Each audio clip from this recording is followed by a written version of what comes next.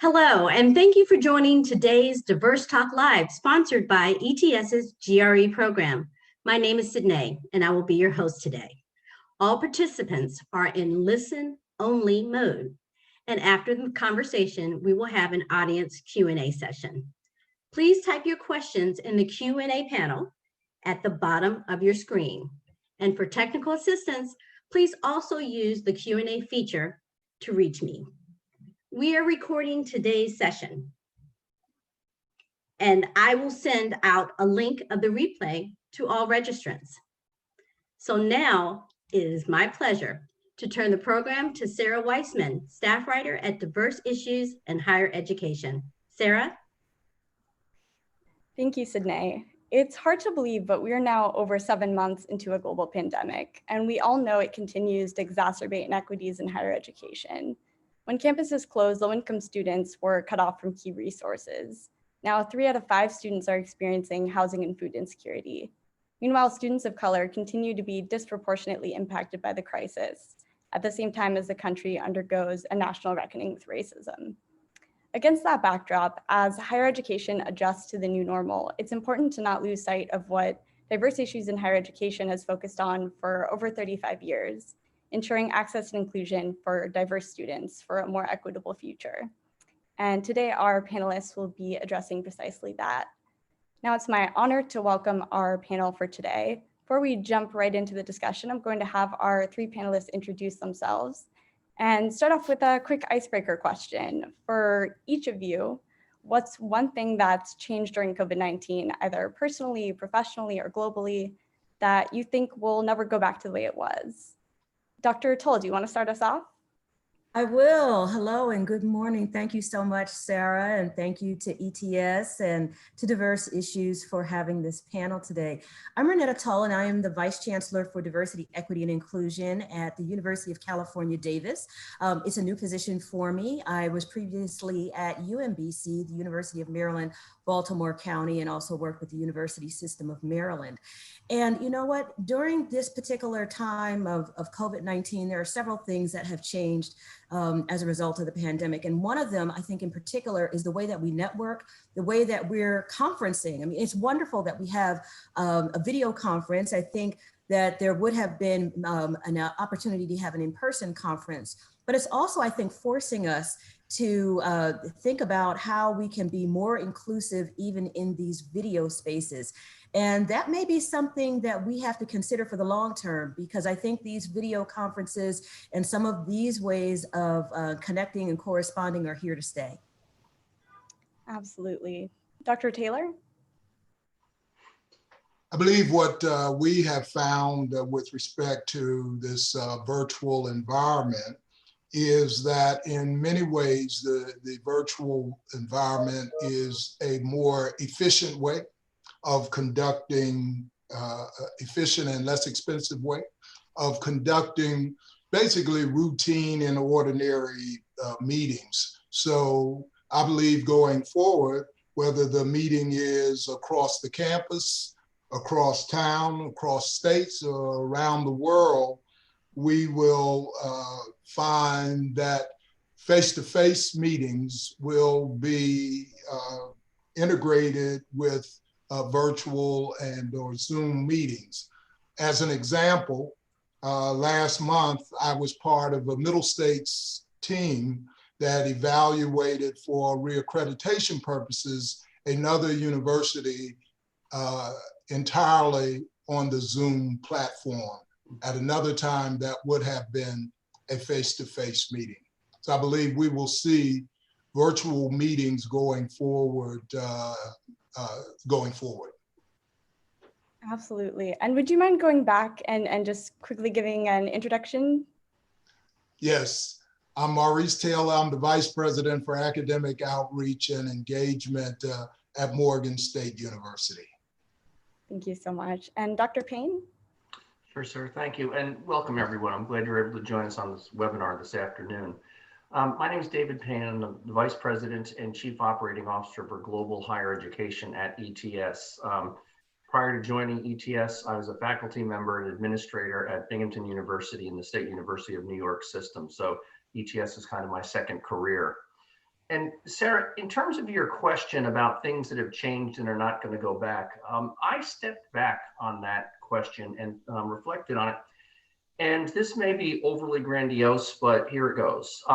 I think what's really happened is that as a result of this pandemic, we all now have a greater sense that we're all in this together, and there's more similarities between us than there are differences. And I think this has some really pragmatic implications that may even have implications for admissions committees. One example, I'm sure everyone who's on this webinar has had the experience of being on a Zoom call and all of a sudden there's noise outside, or the kids start making a ruckus, or the dog barks or something. I think that that makes us realize we're all going through this together, but I think it will also help us when you're on admissions committees and a student writes in their personal statement that they had to work at the same time they were taking classes. I think people will relate to that a little bit more and realize we all struggle to balance multiple demands on our time. So I think that's one of the good things that's going to come out of this.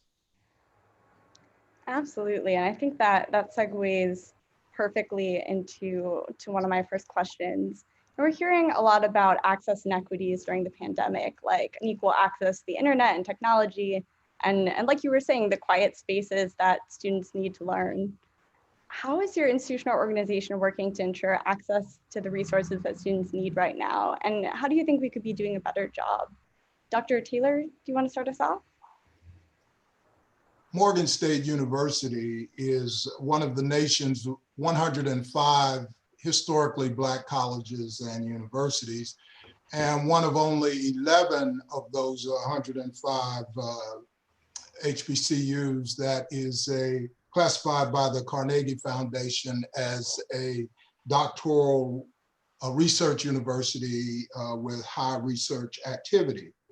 Now, Morgan was founded in 1867, shortly after the close of the Civil War, to address many of the inequities that African-American students faced at that time.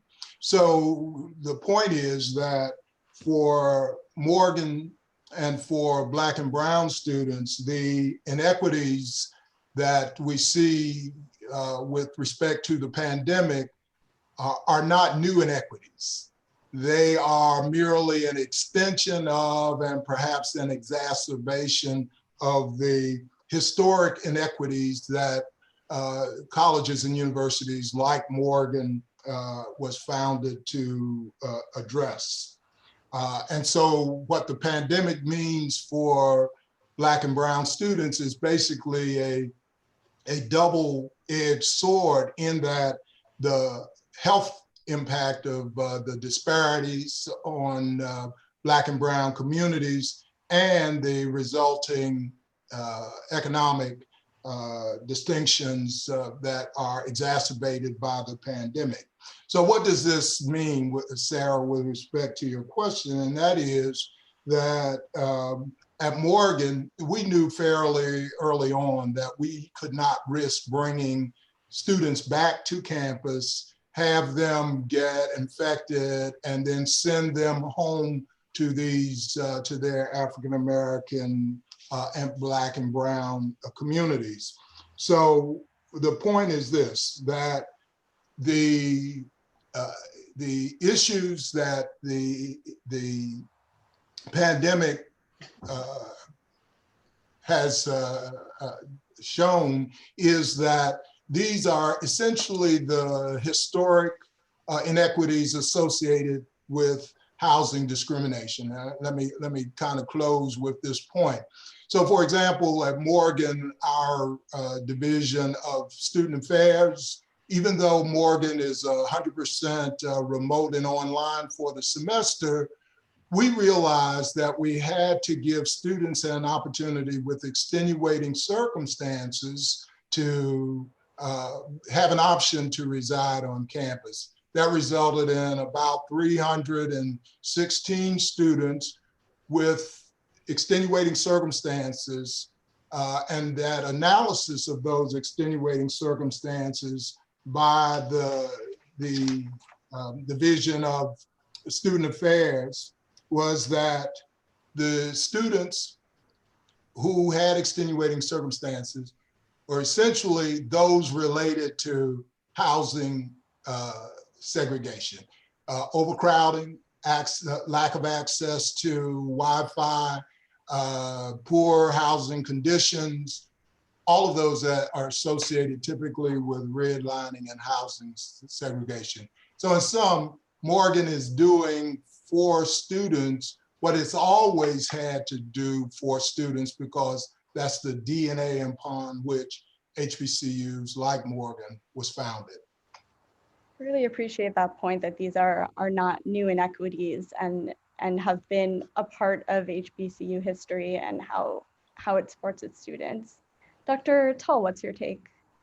Yes, I just have to say I really appreciated hearing from Dr. Taylor on that line. And I'm a Howard grad, and so I certainly understand and appreciate all the things that he said about HBCUs. And again, being from Maryland and still having some opportunities to work with Morgan State, it was a pleasure to be able to hear some of the things that he was saying. In California, one of the things that we have been paying attention to is the disproportionate number of deaths and hospitalizations that have affected African-American and Latinx communities. Our Asian communities are also affected, as well as our Native American communities. And so we have tried on our campus to be extremely careful related to how we provide different kinds of services to our students. And so many things have really gone virtual.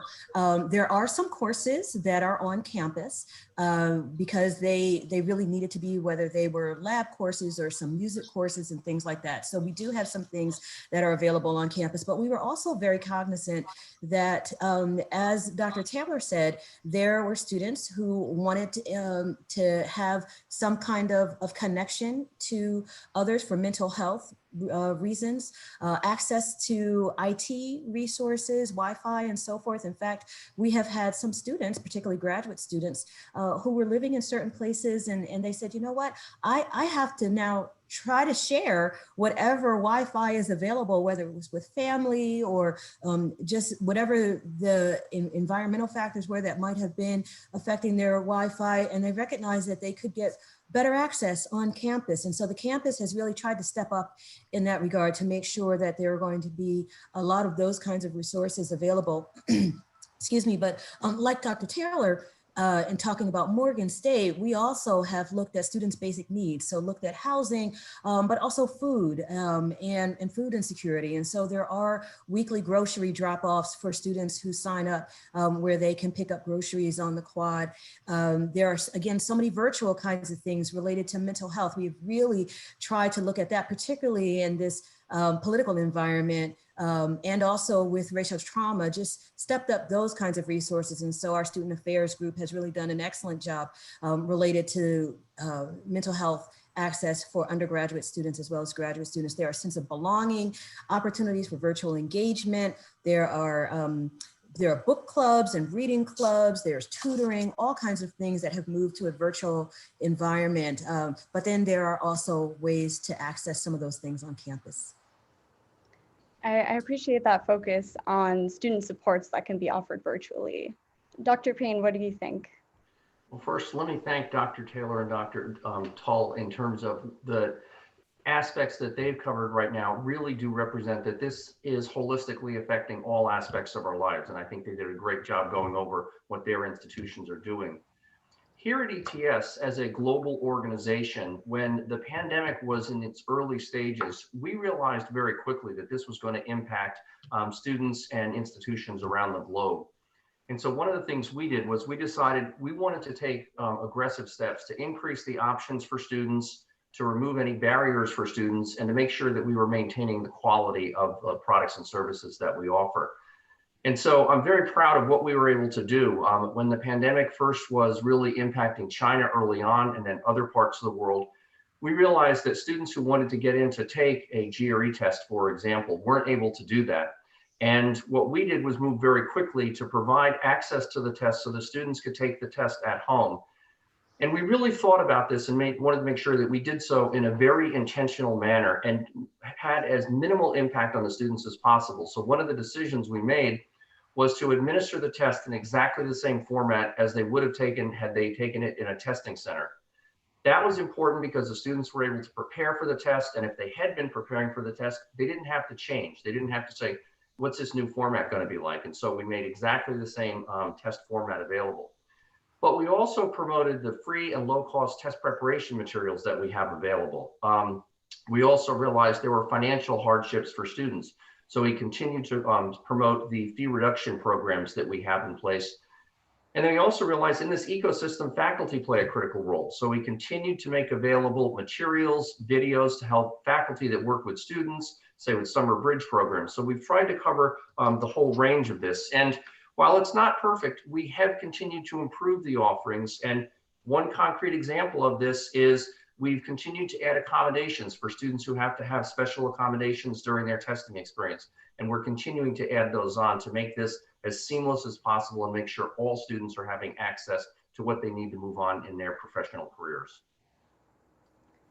Continuing on that theme of access, let's talk about recruitment. Many schools say that the best opportunities to connect with prospective applicants happen in person.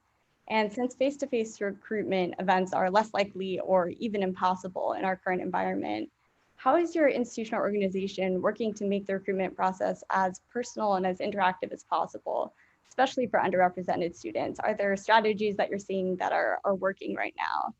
Dr. Tull? Yes, thank you. So some of the things that we're doing on both the undergraduate and graduate level have been to really start to try to personalize the recruitment events as much as possible. So I'll start with undergraduate. Our Office of Undergraduate Enrollment and Outreach, they have done a wonderful job of really setting up a number of different kinds of virtual events that are, some of them are culturally specific, working with cultural identities. Some of them are based on regions where they're working with students in various regions of the state. And some of them are also connecting with alumni. So a lot of the alumni associations are also working with undergraduate enrollment. Now on the graduate school side, we also have virtual events. So our own graduate teams are going to recruit at other virtual events. So for example, I think it's the University of Central Florida that has a huge diversity forum and a recruitment fair. And a lot of the recruitment fairs this year have gone virtual. And so we have been engaging in those kinds of activities. There's also follow-up with students that we're meeting at these virtual opportunities, such as the SLATE system, which is a CMS, a customer management system that we're working with. We have a program called Envision that's very similar to, I'm sure, what a lot of schools have, where they have virtual visitation kinds of situations. It used to be in person, now virtual, but it's really working with students to see how they can connect and engage with faculty, helping them to connect with their peers, giving them an opportunity to learn about the graduate programs that we have, information about fellowships, doing some virtual visitations of the laboratories, receiving helpful tips and so forth. And so those are some of the ways that we are working with recruitment for our students. And there are a couple of other things related to webinars, but I'll let others speak and maybe get to some other pieces a little later. Right. I feel like it's easy to feel like there's no way to sort of personalize that experience online, but it seems like universities are finding ways. Dr. Taylor, what is Morgan State doing in terms of recruitment? Well, thank you, Sarah. And again, I think what Dr. Tull describes is pretty consistent with what we're doing at Morgan. I will just add a bit of a context. HBCUs, by their nature, tend to be regional or national in the scope of their recruitment process, because they were founded to enroll students who otherwise couldn't go to colleges and universities right near in their environment, in their state, in many instances. HBCUs, and Morgan in particular, were regional and national universities. So for example, now about a third of Morgan's students, a little over a third of Morgan students, even now, are from out of state. And suggest that because in the past, traveled in order to do this person-to-person, personal, soft touch recruitment was a great expense for HBCUs, lots of travel because of the regional and national nature of their student body. So what does that mean now in order to maintain that?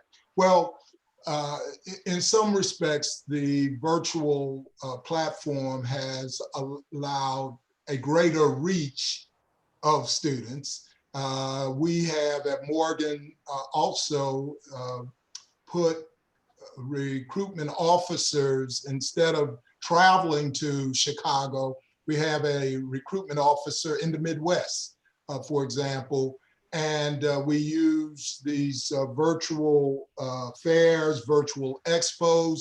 There's a lot that can be done with respect to technology that in a few moments you can introduce a student to the campus, to the facilities there. The departments at Morgan have also become creative and in that way allow for department chairs, for the deans to engage in the recruitment, to show what kinds of programs they have to offer.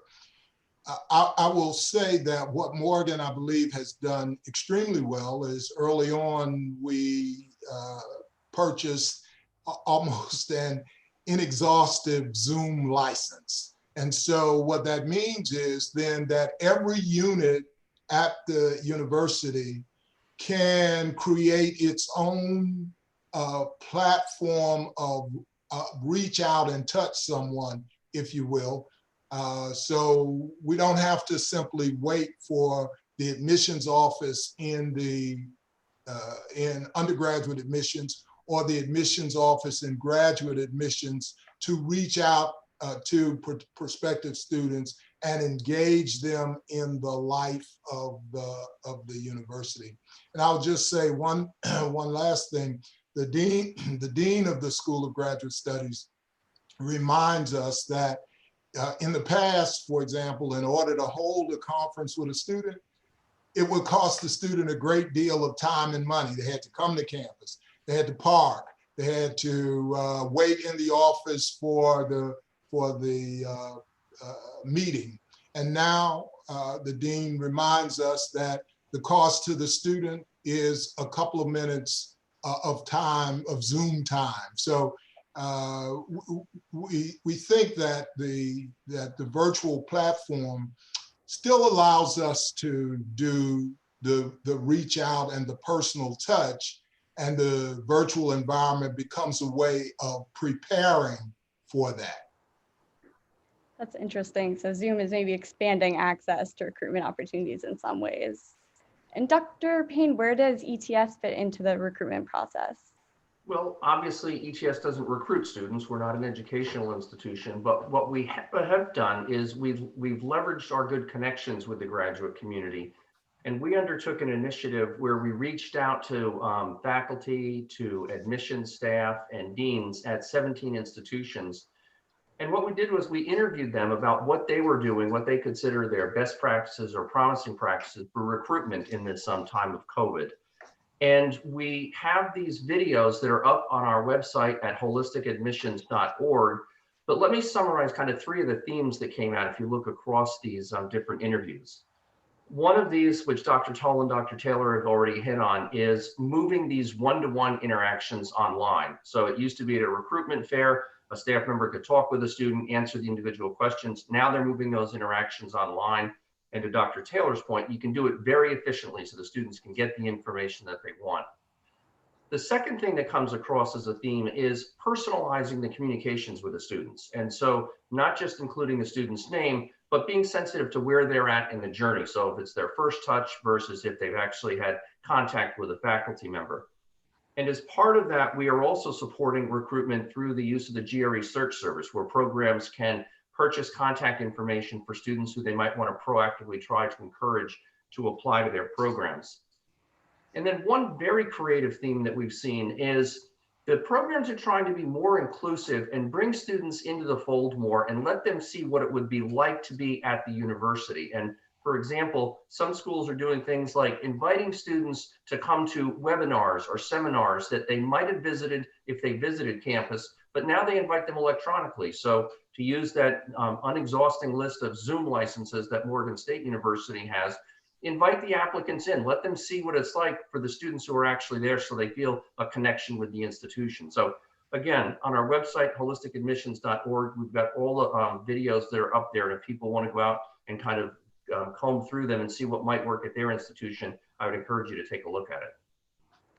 That's really interesting that campuses are sort of getting creative with Zoom and with all of these tools to really bring students into the campus experiences in some new ways.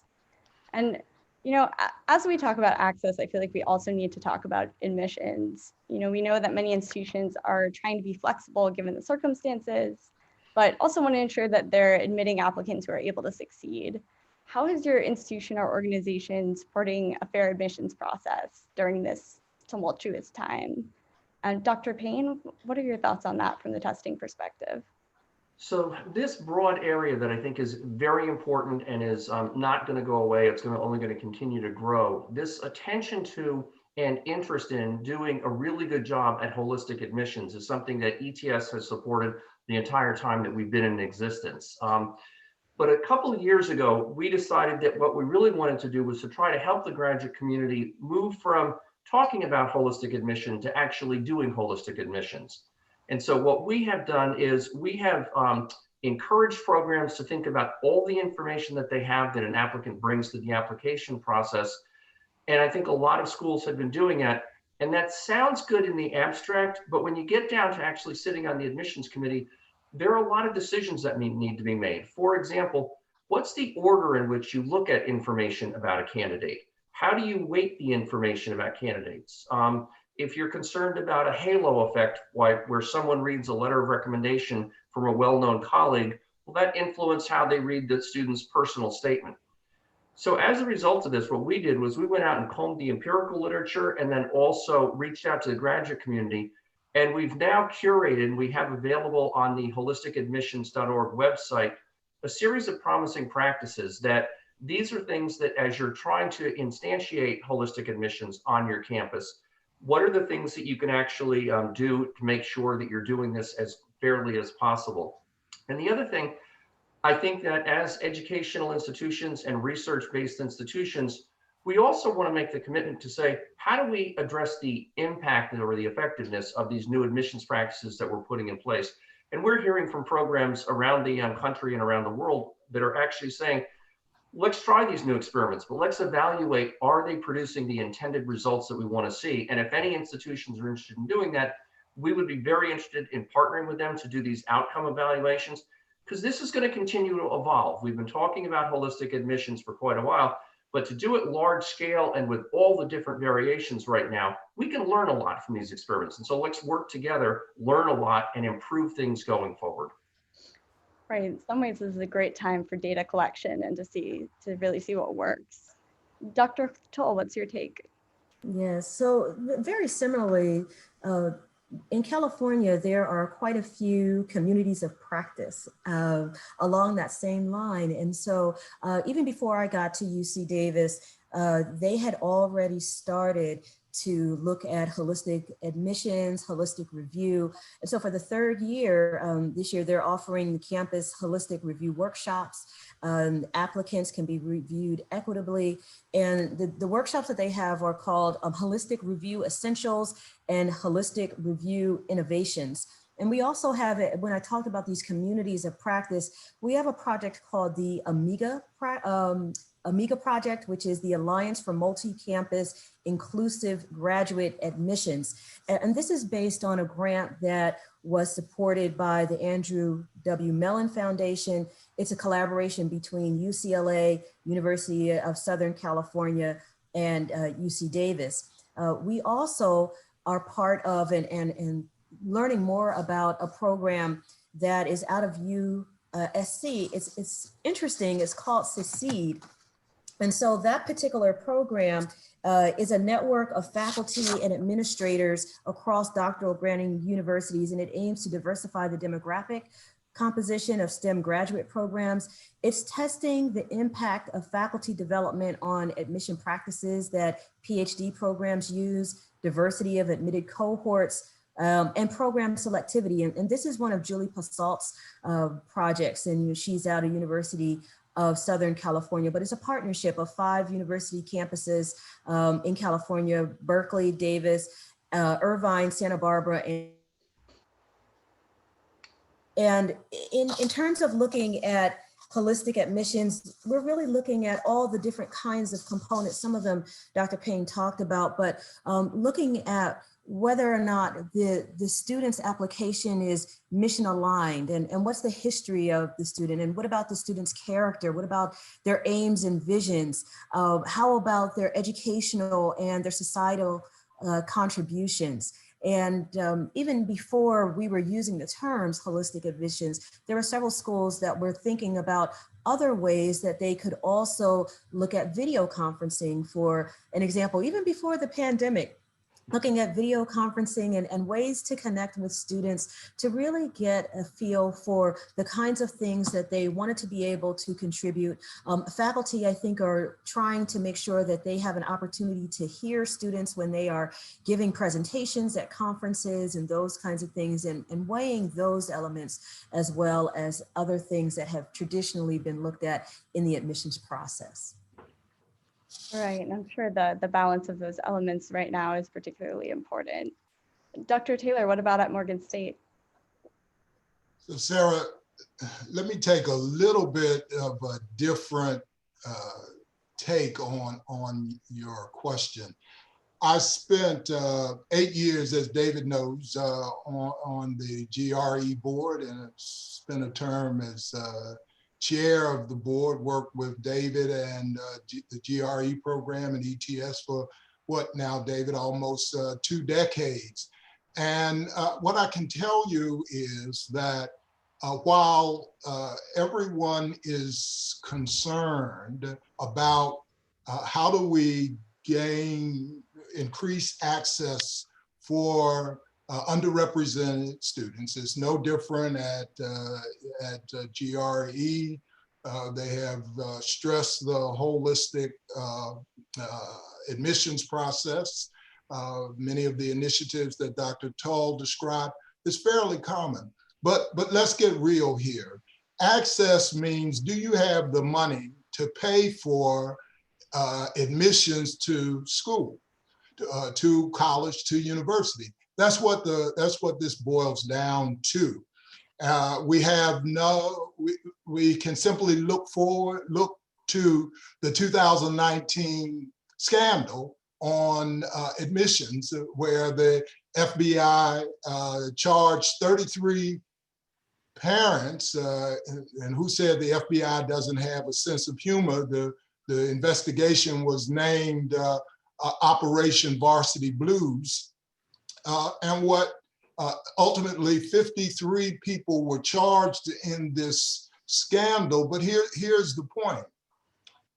Wealthy parents whose children had every opportunity for access to any educational opportunity that they desired, wealthy parents were prepared to pay even more money, sometimes as much as $450,000 to get their student into the first choice. Now, why do I say that?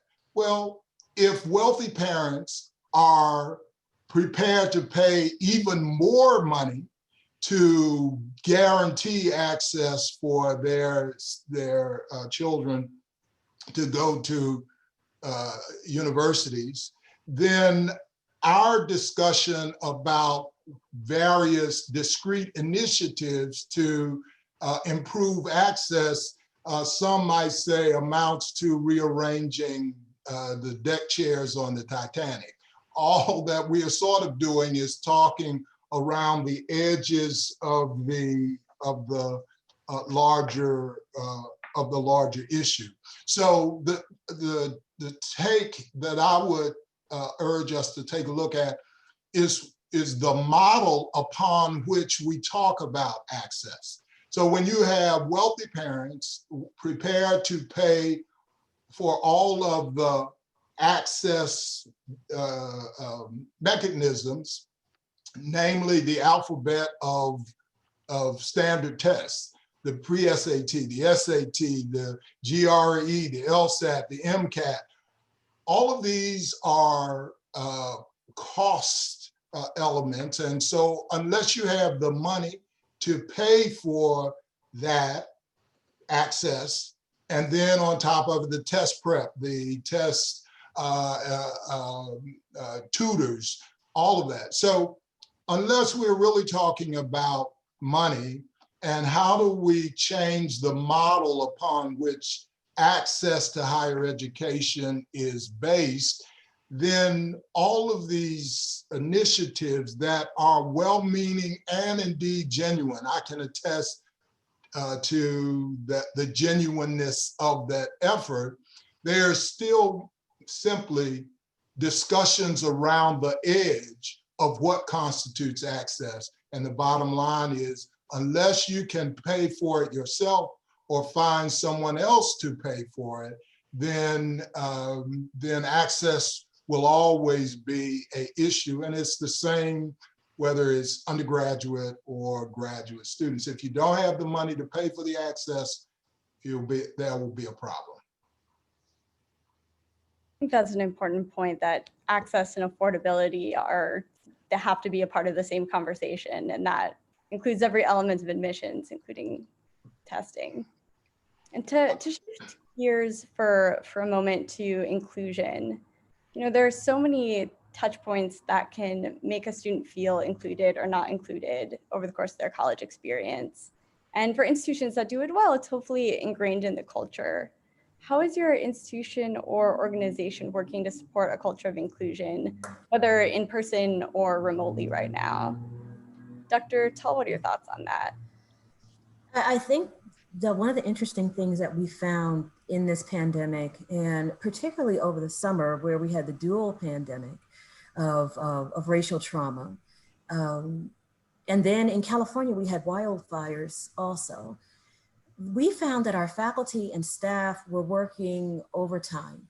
They were working to try to take care of their own families and their own feelings and their own emotions, but then they were also trying to put those aside so that they could care for the students. And so one of the things that we have tried to do with respect to inclusion is to make sure that our faculty and staff are also feeling supported. And we're still working on that. We have a variety of different kinds of staff and faculty advisory committees and employee resource groups and things like that. And we have found that they, in and of themselves, are a wealth of information, and they have so much talent and different kinds of things that they want to do that are going to be helpful to the students, that are going to be helpful to their peers and their colleagues. And so one of the things that we are shifting and pivoting to do is to try to empower them even further, even down to budgets, looking at our budgets to see, well, what kinds of things can the status that women at Davis do, or the disability employee access group, what can they do, or the our diversity faculty and staff groups, what can they do, what do they want to do, and how can we help them to do some of these kinds of things on campus. Our campus is quite large, with about 39,000 students and about 25,000 employees. And so there are various pieces. We also have a medical school and so forth. And so when we're trying to do things for so many students to make sure that students have access, that they feel included, that we're trying to have some one-on-one and even some small micropod kinds of activities, it takes to the students. We have we have faculty who have, in the same way that students have become vulnerable with opening their homes virtually, the faculty have decided to do the same thing. Sometimes even with whether it's children or family members or pets, they have made themselves vulnerable and accessible in that way. There's one faculty member who uses butcher paper and tapes it to a wall and does her notes as if she's writing on the board. And even those small kinds of things are helping students to feel included. They're staying online extra time. They're spending time with family members of students. And sometimes you might have parents or grandparents, brothers and sisters, others who are in the home who want to talk to the faculty member afterwards or want to talk to the member of the staff. And so while the faculty and staff are opening up and are spending extra time, we're trying to empower them as well to make sure that they have what they need in these types of situations. I love that faculty creativity. Dr. Payne, what does a culture of inclusion look like at ETS? Sarah, I want to be respectful and mindful of time, so I'm going to keep my answer somewhat short here. I will say that from our CEO and board down to the most recent hire at ETS, we take this very seriously, and there are many things that we put in place, affinity groups, a number of the things that Dr. Tull just mentioned, we have done at our own organization. But I'd like to mention two things that I think are a little bit more relevant to the graduate community that we've done. One is through a partnership with the Council of Graduate Schools, we have launched a website that's looking at diversity and inclusion from a global perspective. And this grew out of a seminar that we helped support that CGS organized in South Africa about 2 years ago. And what we have done, and the website is cgsglobaldiversity.org. They now have a fabulous set of resources that will provide you with information about diversity, equity, and inclusion initiatives from a global perspective. When you go outside the US, you find out that these themes are the same, but how they're manifest are quite different. And so I would encourage people to take a look at that. And then for the US population, the other thing that we've done is on the holisticadmissions.org website that we've just relaunched this week, we now have an entire page that's set up to DEI issues. There are a lot of resources that are available there, and so I won't go into these, but I really encourage people to take a look at them. We've tried to make these available, accessible to a wide range of people, and you can pick and choose which ones are relevant to your local institution and your local mission. Thank you. Dr. Taylor, how about at Morgan State? Thank you, Sarah. As a historically Black college and university, HBCU is our history. It's not our destination. What we have always been inclusive in the sense that any student who wanted to come to Morgan was free to come to Morgan. We never had any limits on whether you're based on your nationality, race, ethnicity, and that's true for most HBCUs. But for Morgan, with its, we have roughly 7,700, a little over 7,700 students. We have made a conscious outreach effort globally. I think David and ETS will appreciate that. For example, we have a number of memoranda of understanding with various universities across the globe. One with which I'm personally familiar is the memorandum of agreement that we have with Tubman University in Liberia, with Morgan. The Tubman University is in Maryland's sister county. We have a agreement and a large number. We have an agreement with the Saudi Arabian Cultural Ministry, and so we have a significant number of Saudi students, both at the undergraduate level and graduate level, enrolled at Morgan. We just recently signed an agreement with the government of Nigeria, where we will be enrolling students who are actually faculty at various universities in Nigeria to complete their doctoral program. We have a division of international studies.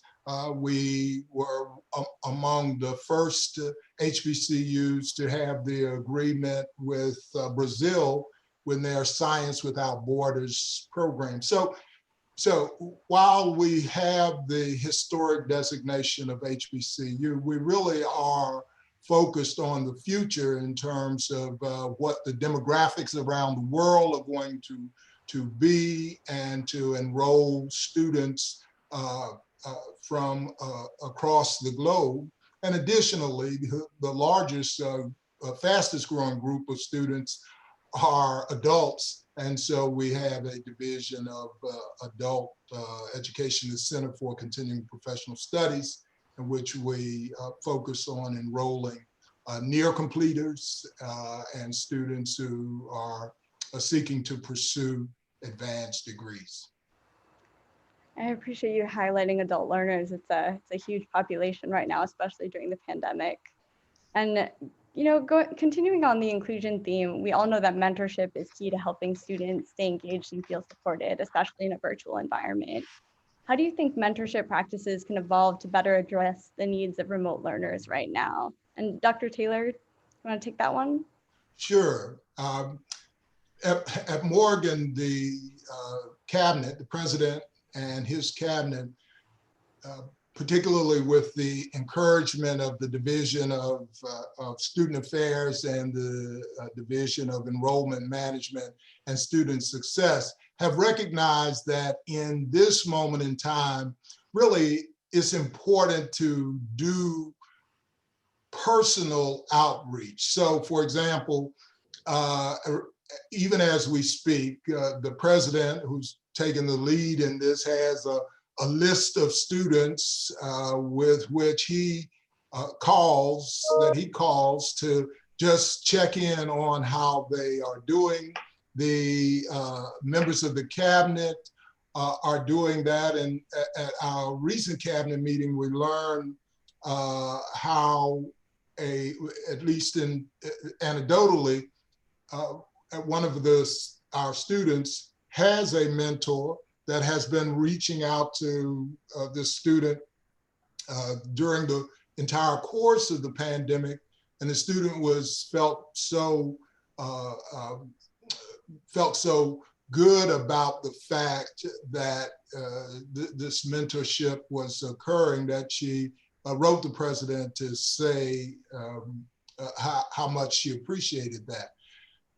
And there's, in addition to this mentorship now, Sarah, I believe in this pandemic, in the period of this pandemic, is, for example, in Maryland, the Maryland Higher Education Commission has an advisory group called the COVID Advisory Group.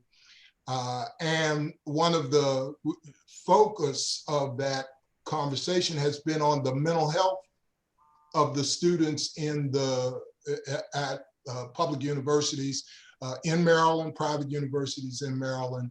The mentorship has expanded to be almost a kind of quasi-counseling. It's important that students know that not only someone cares about their educational growth and advancement, but also about their mental health.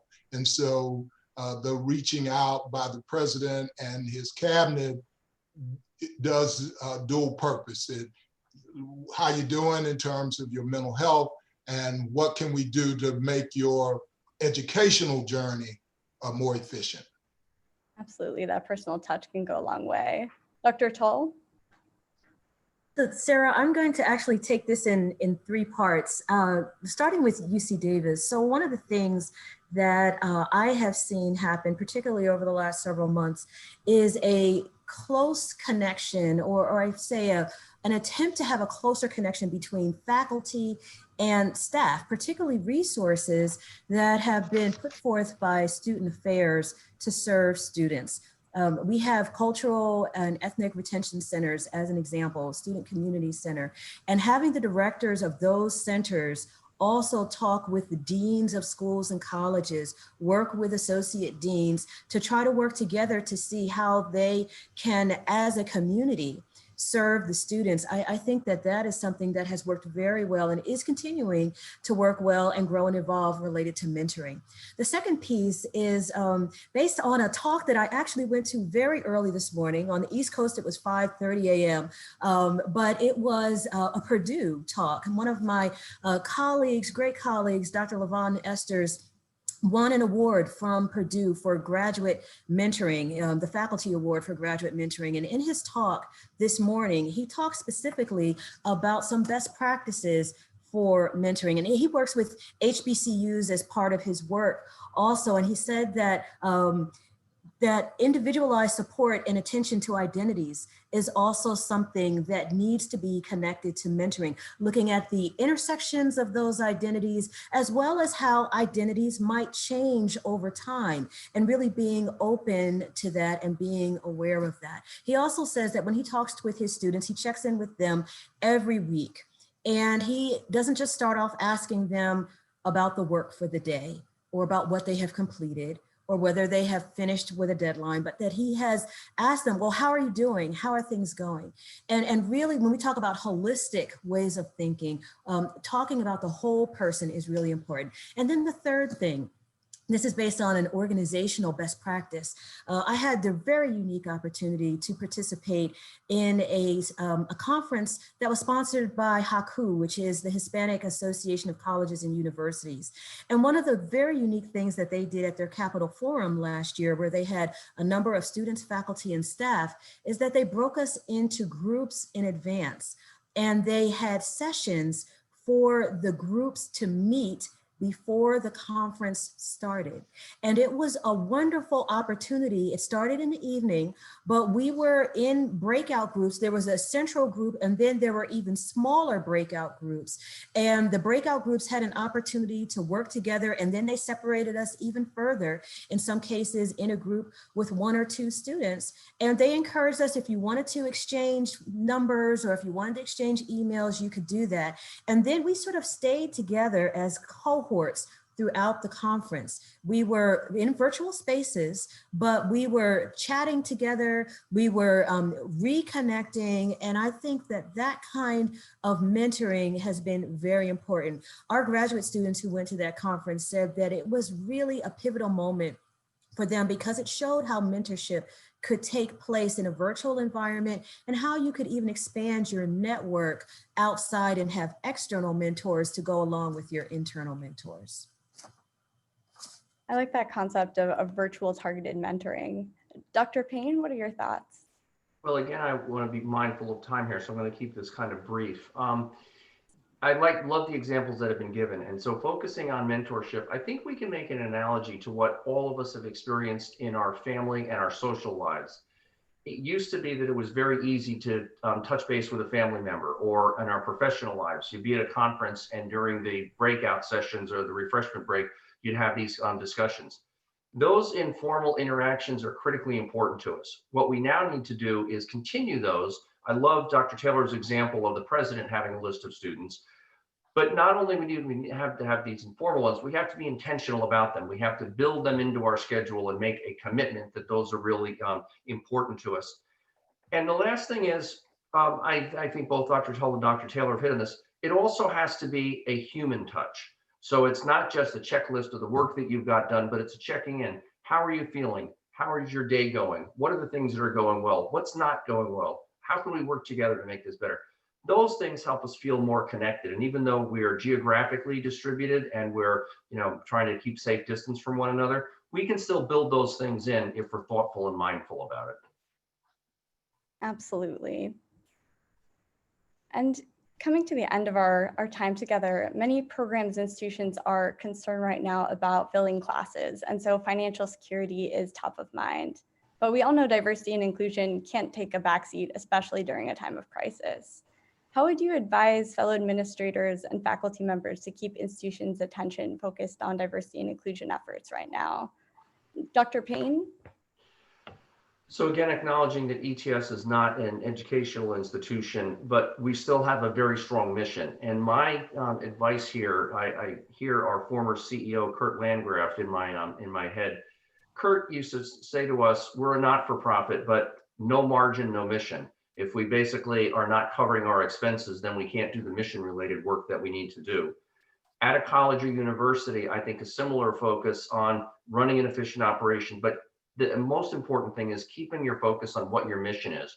What do you as an institution aspire to do? What populations do you aspire to serve? What do you want to contribute to the society or the social groups that you're in? That focus on what your mission is, the rest of it will fall behind. What we can't do is say, we've got to just fill seats and that's our goal. Filling seats is relatively easy. Filling seats with the type of people that will succeed in your program and contribute to your institution and your heritage, that's what the focus ought to be, in my opinion. Dr. Tell, what's your take on that? I really appreciate the way that UC Davis and a lot of the other schools in the University of California have put DEI at the forefront and have the position of a CDO or a chief diversity officer in the cabinet. Because when you're in the cabinet, you have an opportunity to be part of regular kinds of meetings and policy decisions and those kinds of things. And in those cases, DEI is connected to different things related to council, IT, facilities, strategic communications, student affairs, research, all of those different kinds of things, development, alumni. It's one of many, and it's not put on the back burner. And so that is one of the things that I really encourage administrations to think strongly about. If you don't already have a key spot or key place in the cabinet for a person who's going to bring to the forefront issues of diversity, equity, and inclusion, I highly recommend it. And then talk about it. Don't shy away from it. One of the things that our campus has really tried to do is to elevate the conversation of diversity, equity, and inclusion, and think about it in terms of campus climate. How can we make a better climate for all on our campus, regardless of their backgrounds? And so even in our strategic communications and in our website, we have tackled things. We have resources for coronavirus, for example. We have resources for racial trauma. And right now, we just started a website called Caring for Our Community and for Ourselves, Election 2020. And so we're thinking about the socio-political landscape right now and taking that on as diversity, equity, and inclusion as an issue. And if anyone wants to see it, since Dr. Payne was talking about websites, our website is diversity.ucdavis.edu, and certainly welcome people to go and visit. What do you think, Dr. Taylor? Thank you, Sarah. I will say over-selectivity and discrimination is an expensive proposition. And what universities are finding, and particularly at Morgan, the pandemic means that if your institution is essentially remote, offering courses online, that you're looking at a hole in your budget caused by the lack of room and board fees, other fees, plus the cost of additional costs that you wouldn't ordinarily, an institution wouldn't ordinarily bear, like the cost of testing, the cost of additional IT infrastructure, all of which means that just for a institution our size, middle in terms of enrollment, is we're looking at anywhere from about a $30 million cost to the budget.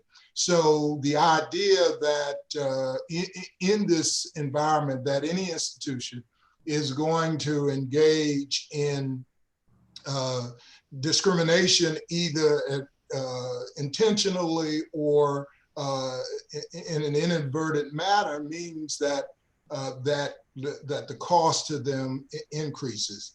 So in a nutshell, the demographics of those who are enrolling both in undergrad and graduate school is changing. David knows I've been saying as long as I've known him, look, you need to have a demographer at your side to say, okay, who's enrolling in graduate school, who's enrolling in undergraduate school, so that it is possible to not just talk about diversity, equity, and inclusion, because the greatest mistake that I think we make is to assume that all diversity is the same. That when we talk about diversity, we're just, okay, there's a one blanket called diversity, equity, inclusion that fits everyone. And that's simply not the case. We have different histories, different aspirations, different cultures. And so institutions have to invest more intentionally, not just talk generally about who they plan to enroll at their universities, either at the undergraduate and graduate level. And I'll just say, I think you see part of the effort. I know it gets kind of scary for some, but part of the effort in terms of either dropping tests or making tests optional is in part a response, Sarah, to your question about, well, what do you do when your institution is cost sensitive and you're trying to increase enrollment where the traditional age, traditional race of students is changing? I have so many follow-up questions and wish that we could continue this conversation for another hour. We're unfortunately approaching the end of our time, but I'm going to, in the last moment, try to fit one audience question in there. Somebody asked about campus childcare, and I'm going to broaden it a little bit. What do you think the universities could do to be responsive to the needs of student parents right now? And I think I'll direct this at Dr. Tull. Okay, this is something that we're thinking about, and we're still trying to work out, at least in the virtual environment, trying to understand that, of course, students have families also, many of them with children and looking at childcare. One of the things that some faculty are looking at are trying to have courses that are going to be asynchronous, trying to record courses so that people can access them on their own time so that they are not beholden to a particular time when people may have to take care of children or do other kinds of things. Related to going to conferences or even having childcare in the home, there are some proposals that people have put out to see whether or not there are opportunities to have a family member come in and have that person fly in, have some funding that would pay for them to fly in. They would be quarantined for a while, but then they could help out with the children. So there are a variety of different kinds of interesting proposals and things that people are trying to be creative, and we're looking at a variety of different kinds of potential solutions. Wonderful. And I think that concludes our time for today. If we didn't get to your questions, feel free to follow up with Diverse or with ETS. And thank you to our panelists for this insightful conversation. And I'm going to hand it back over to my colleague, Sinde.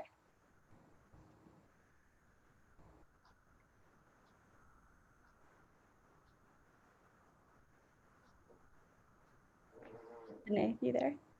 Yes. Thank you so much, Sarah, and thank you, panelists. Create a more compassionate and empathetic community across racial, class, religious, ethnic, and all divides. Go to diverseeducation.com and access all of these following opportunities at the top of the homepage to enhance your awareness, efforts, and engagement. Keep it real. Engages and allows even the most resistant people to open up and speak their truth to one another within moments. It provides a safe space in which people experience one another in deep, meaningful, real, and transformative ways.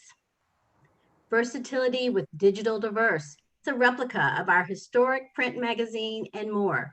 Subscribe today. Diverse Magazine and DigiMag, they are one and the same. Did you notice that the recruitment and retention edition this year was brought to you with support from ETS? Diverse Jobs, where everyone gets to work. Check out our new website, diversejobs.net. ccjobsnow.com, a community college job site.